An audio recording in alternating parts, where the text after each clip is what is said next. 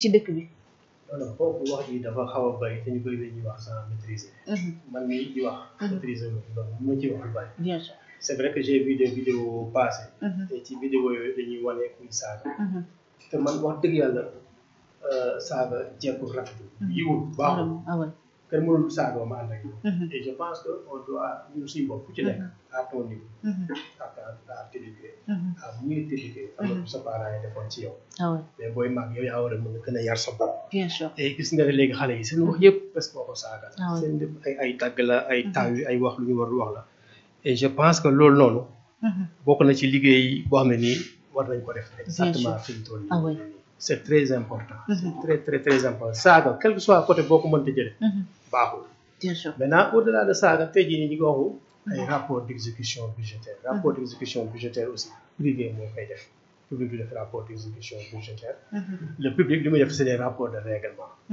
or dans le passé. moom dama lay dàgg demal biir ministère des finances sa techniciens yi sax bu ñu ko amee bu la neexee ñu balancer ko fii nii.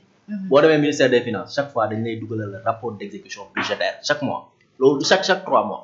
d'accord donc bu ñu fi waxee ñu ne le privé koy def. nga xam ne yow grand yow man vraiment maîtriser woo li ngay wax de. vas-y monsieur. non bu pare moom mosuma koo dagg mais tu vois. dama non sànq dagg nga ma yow. pourquoi ngay yow sànq dagg nga ma plusieurs fois après yow non dagguma la c'est dit que il faut qu'on se comprenne rapport d'exécution budgétaire. je persiste et je privé moo koy def. privé moo koy def. c'est pas vrai de. bon comme mun a organiser débat bi jarul woon dañuy invité.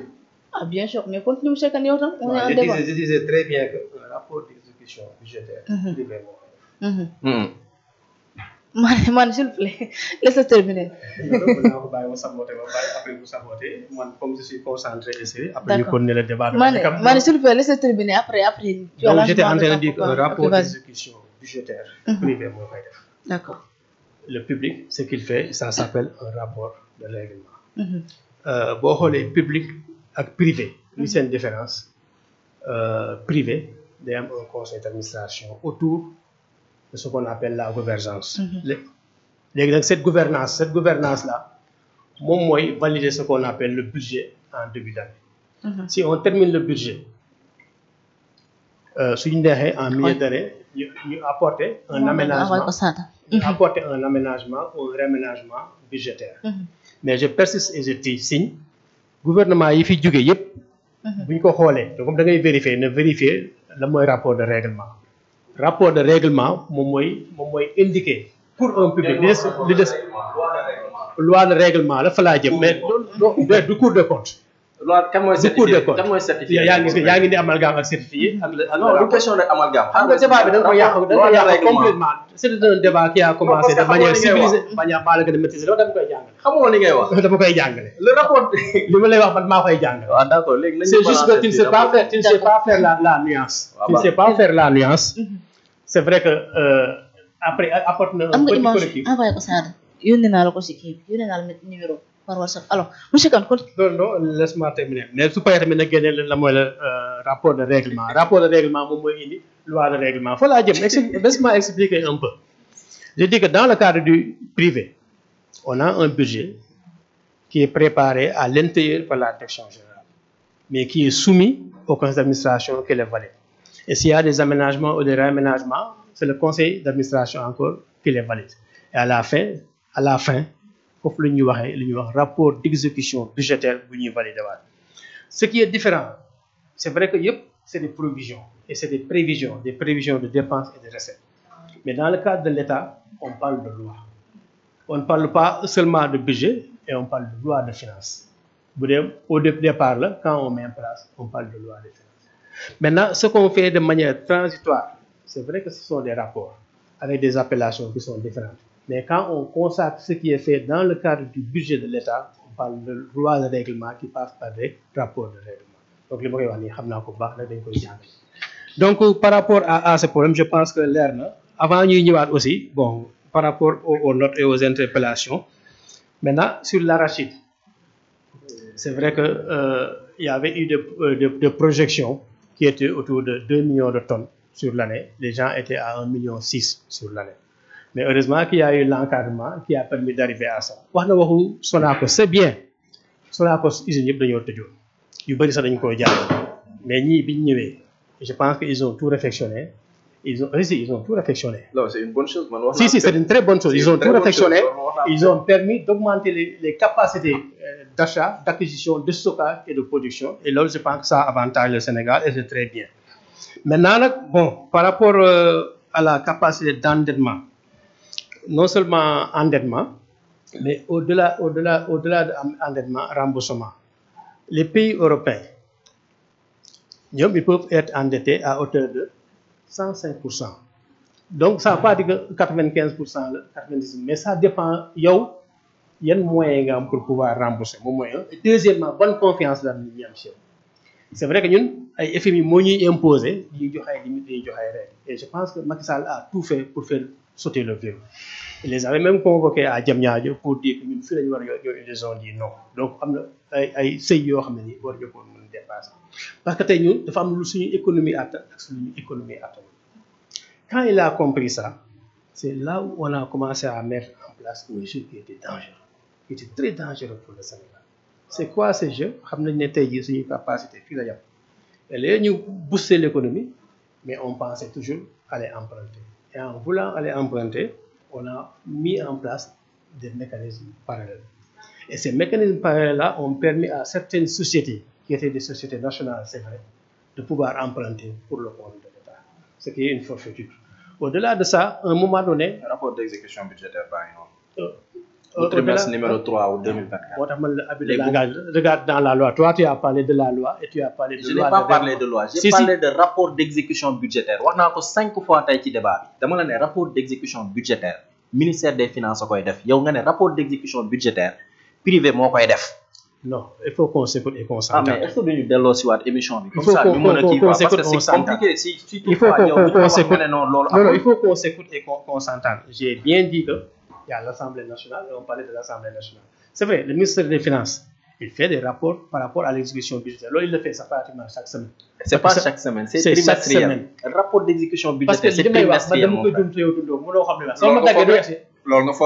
Non, parce que les régies financières, chaque semaine, ils font réunion pour faire les situations. Ces situations-là, par semaine, sont consolidées par mois, puis consolidées par trimestre. Moi, je suis dans la réalité, je ne suis pas dans la merde. Sans que je rapport. Je sais que Dini Amna, mais on parlait de l'Assemblée nationale. Ah, je dis que l'Assemblée nationale, le projet de loi, là, on l'appelle budget, mais dans la réalité, dans le cadre de l'Assemblée nationale, c'est la loi des finances. C'est cette loi des finances-là qui permet d'avoir ces rapports d'exécution consolidés. Ces rapports d'exécution consolidés, on doit les valider en fin d'année pour en faire une loi de règlement. Même si c'est une loi de règlement, il y a besoin de temps. Donc là, des fois, il y a créer un amalgame. Parce qu'il y a une unité, ils veulent amener le sujet, mais ils l'ont mal posé au départ. Mais l'Assemblée nationale, pour y départ, loi des finances, après la loi des finances rectificative, le pays clôturé, correspond à les rapports d'exécution budgétaire, loi de règlement. Pour comprendre par rapport à ça. Pas public, Terminologie. L'Assemblée. Ah, ok. On était dans l'Assemblée. On parlait de l'Assemblée qui vote le budget. Il disait comment on a géré le budget et pourquoi il n'y a pas eu de chiffres qui étaient maquillés. En vérité, les chiffres sont maquillés parce que c'est vrai, Cour des comptes, chaque année, Assemblée, vous votez loi de règlement, donc moi, année bini, dañu natal ci ben at bi li dañu wara liggéey li lañ ko wara liggéey wat bi jéxé ñu wone lan lañ ci def loolu moy loi de règlement bokul ak li ñeneen di def feneen donc c'était juste pour amener cette nuance là mais ñom ils ont mis en place un système bo xamné système parallèle la mëna tudd ndax fi assemblée né lañ fa jaaré fi ñu wara jaaré liggéey bi fi ñu wara jaaré mbirum kom fiké traçawaté c'est à travers les documents du ministère des Finances. Donc, c'est ce qu'on a mais si nous avons ils ont mis en place ce qu'on appelle des mécanismes parallèles. Ces mécanismes parallèles-là, ils ont mis des entreprises privées pour le compte de l'État. Dans la comptabilité. Deuxièmement, nous avons créé un décret pour l'État. Créer une entreprise pour le patrimoine de l'État. État. Créer une entreprise. État. Il y a le patrimoine de l'État. Il y a une entreprise. D'accord. Donc, l'État, il y a un secret de l'État. Il y a un secret de l'État. Il y a un secret de l'État. Mais il y a un secret de l'État. Mais l'autre, est-ce que nous comprendre? dafa jaxasoo gis nga ni mu jaxasoo yow ngay état ba pare jaay sa le alal. patrimoine t'appartient. Tu crées une société de gestion et d'exploitation du patrimoine bâti de l'État. SOGEPA. Créer une société. Et une société boobu tu prends tout le patrimoine nga jaayaat ko. léegi nga jaay patrimoine bi c'est vrai que. mën na nekk mécanisme ak outil de recherche de financement. D'accord. C'est vrai que moom mu jëlaat matériel boobu li nga kiiwee tey la ko pour am ci ay prêt mais le problème mooy li nga jaay taw yaa ko moom dañ la koy luyewaat. loolu de problème deuxième problème mooy li ñu ko jox loolu tax na. nga ne ko dama la sas nga dem lebal ma 330 milliards. 330 milliards yoo xam ne état bi moo ko war a utiliser. léegi SOGEPA moo dem lépp ci turu état bi. SOGEPA moom moo déclenché benn sukuk mooy loo xam ne lépp la bon mën nañu expliquer par mécanisme financier obligation lu ñuy wax mais c'est pour ne pas entrer dans les complications. D'accord. dans le sukuk mooy finance islamique la rek mooy seen finance islamique mooy obligation ci finance mais bu dee en finance de marché obligation la tudd.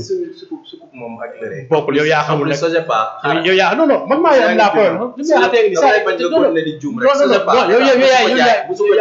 yow yaay bu su ko jaay patrimoine bi daf ko ko jox dañ ko jaay jaayuñu ko dañ ko jaay ah bon dañ ko jaay les parties yi ay 91 milliards dañ ko jaay le building administratif 91 milliards dañ ko jaay dañ koo jaay moom tam. waaw xam nga le building administratif mais loolu tamit. le building administratif nguuru Macky Sall ñoo jaay. léegi SOGEPA fan la jëlee xaalis état moo ko créé léegi SOGEPA fan la jëlee xaalis le building administratif déjà c'est plus de 10 000 mètres carrés. D'accord. 10 000 mètres carrés prime ëppoon na loolu. building administratif bi ñu ko réfectionné.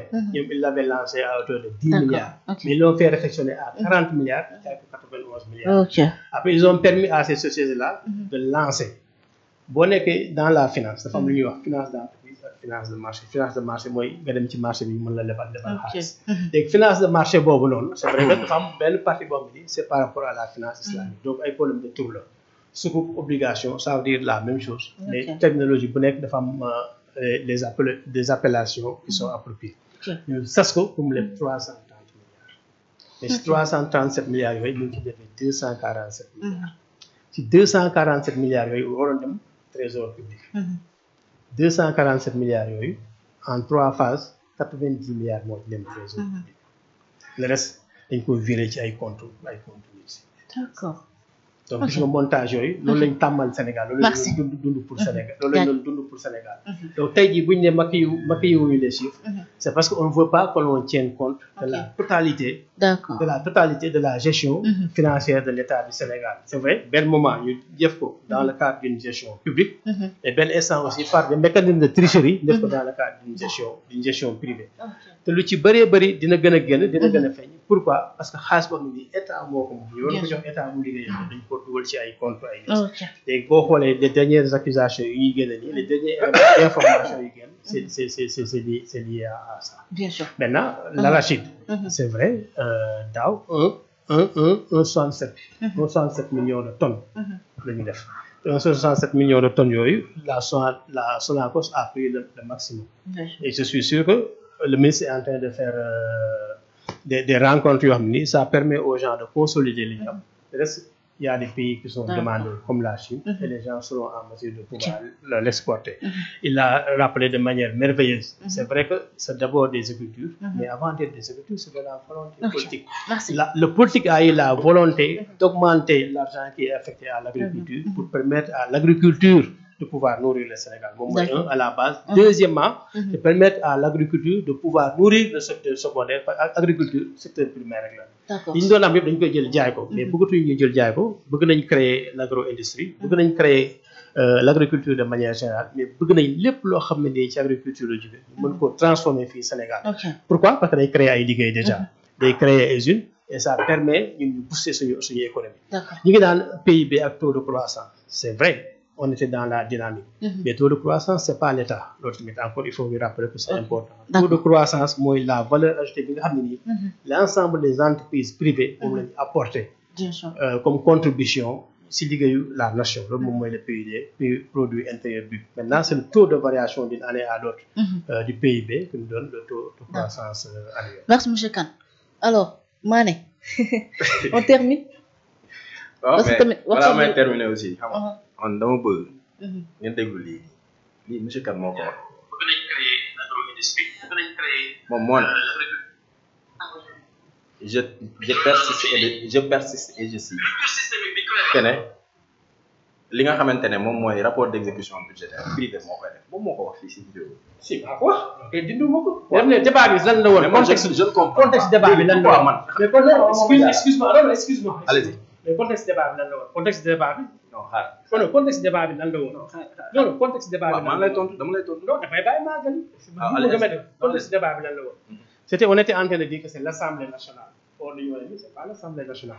foofu laa mais l'Assemblée nationale ne fait pas de rapport d'exécution. man tudduma si on est Assemblée si nationale Assemblée si laisse-moi terminer yow aussi ce point après nga jël. waaw d'accord on était en train de parler de l'Assemblée nationale c'est la raison pour laquelle je disais que dans le cadre public bu ñuy wax budget c'est vrai que exécution bi fële lañu koy defee mais bu ñuy voter l'Assemblée qui vote bu ñuy def loi c'est l'Assemblée qui fait la loi première loi bi loi de finance dernière loi de règlement loolu laa nekkoon expliqué bu dee le public du ñu wax waxul loi mais on parle de budget validé et on parle de rapport d'exécution budgétaire ça c'est très clair. grand da ngay mélanger affaire li ngay wax nii xaaral c'est-à-dire gis nga rapport d'exécution budgétaire laa ne bañ naa ko ba bi may njëkk a jël parole dama leen ne pourquoi ñoom génneeguñu suñu rapport d'exécution budgétaire trimestre 4 loolu ministère des finances koy def rapport baa ngi nii grand man depuis 2000 xam naa dañu koy waxuma consolidation man je parle du rapport ngeen génne ko ma ne la bu 2000 kii bi génnagul lu mu tudd bu 2025 bi sax génnagul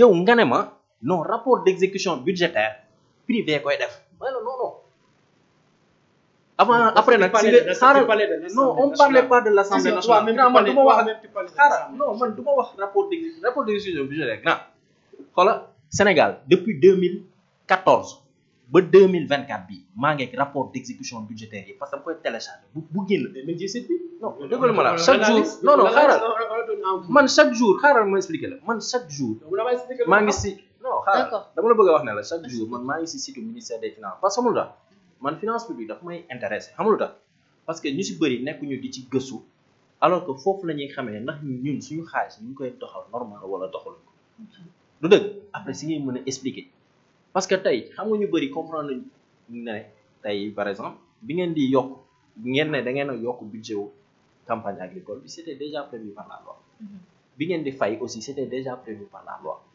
parce que mënoo leen fay koo xamante ne comme yaa ngi wax wàllum assemblée nationale nañ fa def mënoo leen exécuter dépense boo xamante ne assemblée nationale validé wu ko dëgg la wala dëgg mënoo leen tey jii dugal xaalis te assemblée nationale autorisé wu la mënoo leen dem lebi xaalis sax te assemblée nationale autorisé wu loolu loi organique portant loi des finances da ko régir article 22 ak 23 suma jumur wala 27 28 donc yooyu noonu dafa nekk yoo xamante ne du lu ñuy wax pour que dañuy manipuler wala non dafa nekk loo xamante ne c'est quelque chose boo xamante ne mën nañ ko vérifier et cetera. D'accord. c'est vrai boo xoolee li ñuy wax mooy li ñuy trace dañuy def ci budget bi ñu deful ci budget bi mënoo ko exécuter wala balaa nga exécuter parce que soo départ bi nga wax noonu grand soo départ jaay xam nga yow dañ lay bàyyi nga développer parce que da nga koy jox la preuve boo jeex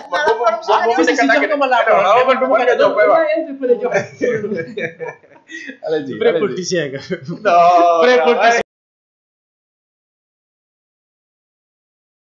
yàlla gis naa débat bi je voulais en faire un débat mais tu en as fait un débat politique non au contraire non yow yaa ko def un débat politique man maa ko def un débat technique je suis dans un parti politique je suis pas même man mii man je suis man xamul c'est vrai que y a eu des développements j'ai bien apprécié mais après dañuy réer par des amalgames yoo xam ne tu le fais exprès ah si xam nga dans ce genre de débat là je ne suis pas trop à l'aise moi je suis dans un débat de contribution technique moo tax chaque fois j'ai voulu regarder pour qu'on ait le même langage parce que c'était très intéressant au départ. D'accord.